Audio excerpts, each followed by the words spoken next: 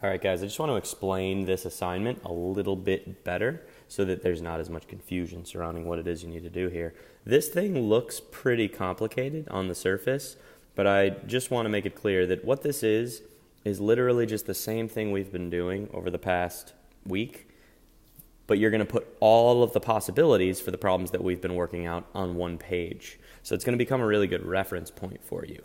Right? Because if we know that this thing is the unit circle, then that tells us a lot. I'm telling you that this is the unit circle. So that's one thing here. So one piece of information that I'm going to give you that I really shouldn't give you, but I will, I'll say that this point out here on the edge is 1 away from the origin. And if this point is 1 away from the origin, directly horizontally to the right, then this must be the point 1, 0. So when you guys open up that Google form and you start filling things in, you're going to have the answers for A and a little bit of B. I'll just tell you also that A is a 0-degree angle that could also be described as 0 radians. So if you take 0 degrees and convert it into radians, it's just 0. Now, I'm not going to tell you what goes here because there is another way to describe this angle that would be coterminal with 0. And that information is going to go here for Q. So that's up to you to figure out what a coterminal angle that's between 0 and 360 degrees would be that we could use to describe this angle right here, this angle. All right? And then what we're going to do is we're going to systematically work our way around the unit circle in a counterclockwise fashion.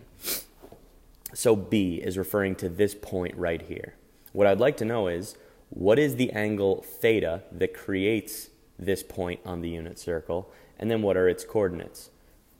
Just to start you guys off, I'm going to tell you that this angle theta is a 30-degree angle.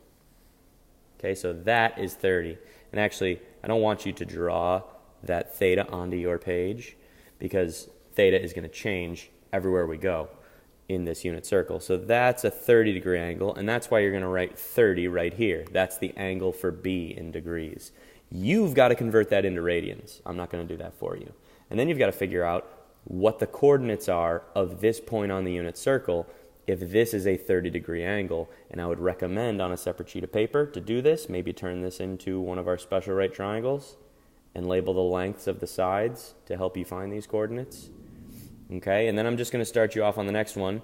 The next point we'll do in green, or the next angle, this is going to be a 45-degree angle. You will have to know how to take that 45-degree angle, convert it into radians, and figure out the point, the coordinates of this point on the unit circle. All right, so that's your job. Now I'll tell you that if I were to refer to this blue angle as theta, that angle is the same as this angle, is the same as this angle, is the same as this angle. And that same angle shows up a lot on this unit circle. So all of these angles have the same measure. All right? So that should be helpful in allowing you to figure out what the measures are of these other angles in here. Notice, when I ask for this angle here, I don't want you to tell me 30 degrees because I'm not asking for this angle. What I'm asking for is this angle.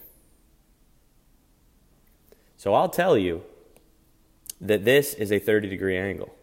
And I'll tell you that this is a 30-degree angle, and that's 30 degrees, and that's 30 degrees, that's 30 degrees. All of these are 30 degrees.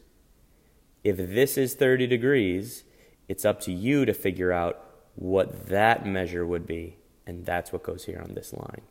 Convert that to radians, figure out the coordinates of that point on the unit circle. You're going to do this the whole way around the unit circle.